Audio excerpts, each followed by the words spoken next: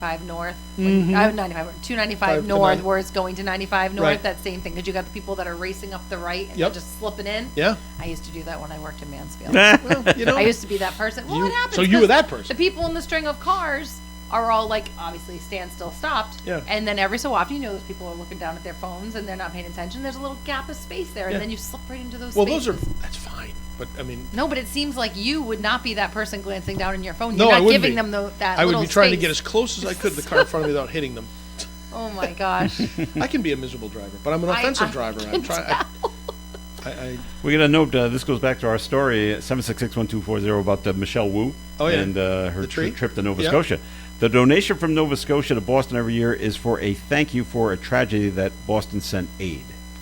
Oh, okay. So something happened in the township, not the township. What do they call those? Province Yep. of Nova Scotia. Yep. And Boston sent people up to help. So the tree's a thank you for All right. that. So, So that's look okay. At, well, look at how that's that very story nice. just turned All right, around. it did. It started out Still with cost- Joe saying, still cost- look still cost at what it a lot of money. cost the Still Still city. cost crazy. $13,000. You don't need that many people to go and get a Christmas tree. That's So here's something you got to worry about when driverless cars become the so this norm. one- Yeah. Another Waymo, that's the name of the company, incident circulating around social media after a driverless cab was seen on video going through a police standoff in Los Angeles. I'm just Excuse us, coming through. The Waymo robo-taxi could be seen making a left turn onto a street where a white pickup truck was pulled over by several police officers with the flashing lights going. Officers yelled for the vehicle to move, but there's no one Nobody driving it. And God. according to a Waymo spokesperson, the vehicle eventually cleared the scene and the passengers reached their destinations safely.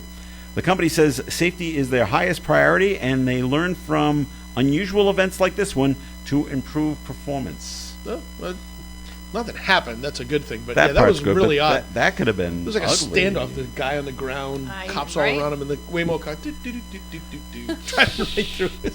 What do you do if you're in the back seat and Back you're seat like, goes, oh my God, what is Well, it's I'm not. about to go through a gunfight. It's That's not your interesting. fault, but you're thinking, And oh are my the, but are the police officers yelling at the people in the back seat, or are they yelling at what they think is a driver? I think they're yelling what they was And the there's driver, no but- takeover in the back seat, right? There's no the steering wheel. override or anything. So you're Unless just you- stuck. I could never do that. I could never. Unless you could try to figure out how to hop up. I think would you be able to take over the controls if you now jump into the driver's seat? I don't know. I don't know. That's a There's good no question. way I'll The ever thing be just in one goes of those crazy? cars. I don't- No. yeah. Too controlling. I'm too controlling. There's no way. You can't have it. I could never surrender and allow a computer to drive me in a vehicle and not assume the Yeah, worst. but I told you I've been in a Tesla that has had that full auto drive mode, and it is just crazy. I That couldn't must be do it. so bizarre. And It's a lot of trust. right, it well Randy, Yeah. He's Yeah. got his new Tesla, and they gave it to him for like 3 months to try, and he and I went from Smithfield one day to somewhere in Warwick, I think. He programmed the address in, and then he's sitting me on the wheel, so he can take over any time. But he sat back, crossed his arms, and the car drove us there. I mean, every stop sign, every turn, Every red light. every red light, every green light, every person cutting in front of us, the car slows down, and you can on the screen you see all the cars around you in pretty good detail. It's just amazing. And now again, I'm like you.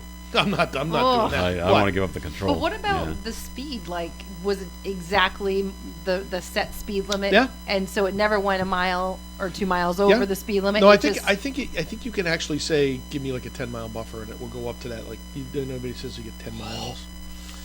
Well, you've been talking about this for ages, Melissa. We'll wrap it up on this. But a new study shows the negative mental health impacts a smartphone can have on pre-teenagers. Oh yeah. So now we have a study to confirm it. Mm-hmm. The American Academy of Pediatrics find preteens who own a smartphone and use it regularly are at a greater risk of Anxiety, depression. depression, obesity, Mm-hmm.